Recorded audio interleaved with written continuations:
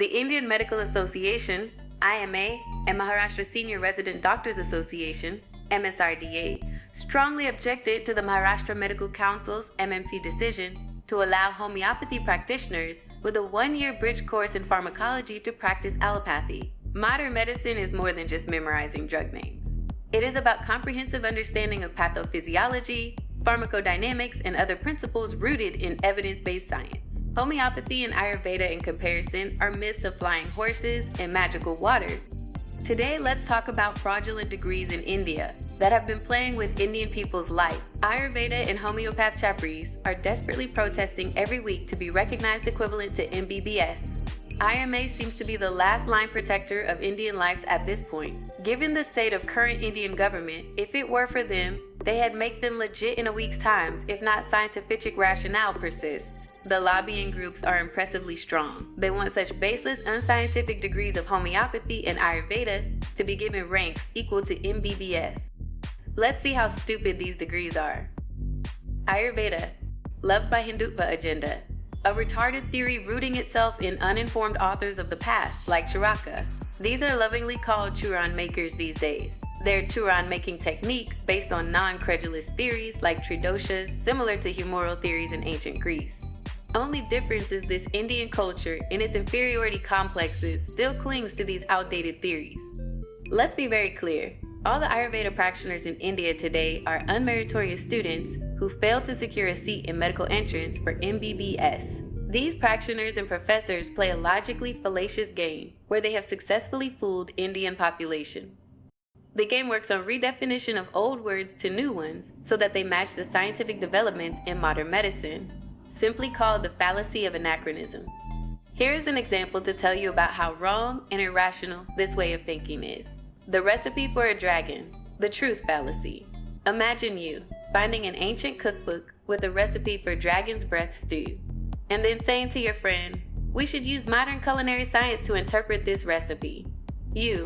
So the dragon scales are actually just finely shredded kale, and the fiery essence is a particularly potent chili pepper. We just need to find the right molecular structure for dragon's tears?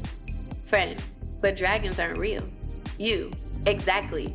Ancient texts contain elements that were purely conceptual, philosophical, or even mythical and retarded. Modern science isn't there to find the scientific truth in things that were never intended to be literal scientific claims. It's there to test if claims are actually true in the real world. In fact, people like Charaka and Sushruta not only lack scientific knowledge, but basic vocabulary, because they couldn't name something they never knew or understood. For example, maja, the word, was used to define anything from bone marrow to plasma to cerebrospinal fluid, etc. Why? Because they lacked any scientific knowledge to differentiate fluids. It's like in today's world, you see in petrol, diesel, and other oil and saying they are the same. Today, various Ayurvedic retarded words have been given new meanings by the whole Ayurveda lobby, to the point that one word has such wildly different meanings that it renders the whole point of languages useless. When wrong starts meaning right, and right meaning wrong, no one knows what's right or wrong. Here are a few examples of Ayurvedic words that failed miserably in their original meanings, but are being used as some cryptic information now decrypted. Vata, originally meant just movement, is now considered pulse or nerve impulse by Ayurveda lobby groups. So in essence, when words are proven wrong and theories faulty, they are constantly being redefined by stealing from modern science. If the same logic is followed, these same groups will claim Indian Ayurveda knew of modern car engine. Why? Because it causes movement. Maja, originally meant only bone marrow. Ayurveda for the longest time believed that semen, shukra, was created in bone marrow, maja, which we now know to be false and retarded. To correct these, Ayurvedic practitioner modified the meaning of maja to be any tissue-filling cavities in body. Shukra, Ayurvedic practitioners' beloved semen, to be present in entire body. After figuring semen is only in testicle by the help of modern science, the worried lobby tried to evolve its meaning. By looking at modern science, they looked for a word that could make their concept look right. They soon found GnRH, a hormone that is released from body and transports via blood to cells intested to produce semen. So now Shukra started meaning a hormone and semen both. So you get the game. stealing from modern sciences to fit new ideas and new words into old retarded words. But that's not all. The Tridosha theory, which its Greek counterpart, is objectively retarded but forms the basis of modern Ayurvedic practitioners' toolkit. Would you ever believe a medical practitioner who claims that HIV you got is black magic done by somebody? Why? Because black magic is a fraud. So questions are to be raised when a medical practitioner believes in such fraudulent myths, and nobody like that should be allowed in medicine. Tridoshas, being the similar fraudulent theory, should automatically get the public to not to go to these Ayurvedic practitioners. No evidence of dosha on any level has ever been found. But that's not all. Because words and theories can mean anything at practitioner's hand. That's how you spot these retarded practitioners. It is funny mentioning that a same person diagnosed with one kind of dosha composition, aka prakriti, could become another prakriti in others because they have no rootings in logic or science. In modern medicines, such results are key example of following wrong theories. Modern medicine call it inter-rater variation.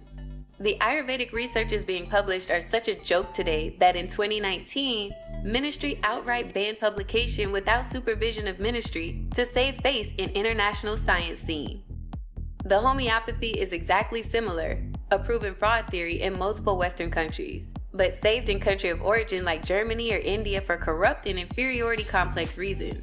The magical water properties of water are a joke to anyone reading it, an insult to chemistry, physics, and biology. Homeopathy laws like water memory, dilution, minimum doses, and cures, are wise stupid, and are a joke in the face of modern sciences, pathology, and physiology. But incumbent government, employed homeopaths, and their industry stand to lose corrupt money if a ban is implemented. Not to mention Chapri podcasters who have not an ilk of understanding of science constantly promoting homeopathy and Ayurveda propaganda. All of this leads to one word: inferiority complex. These unmeritorious practitioners profess to realize that in field nobody cares about them. When life really comes at stake, the answer is always allopathy, which are evidence-based treatments. These practitioners feel inferior because nobody considers them even an option, hence constant bickering for bridge courses. The lobbying groups and publishers bickers to sell products to fill up damaged, insecure Hindutva pride, and the government implements to keep the voter base. These people are the same ones who constantly cry about side effects of the allopathy, but now ironically want the right to prescribe the same side effect pills. Very funny. Given that these medicines of homeopaths and Ayurveda have no effect, forget side effect.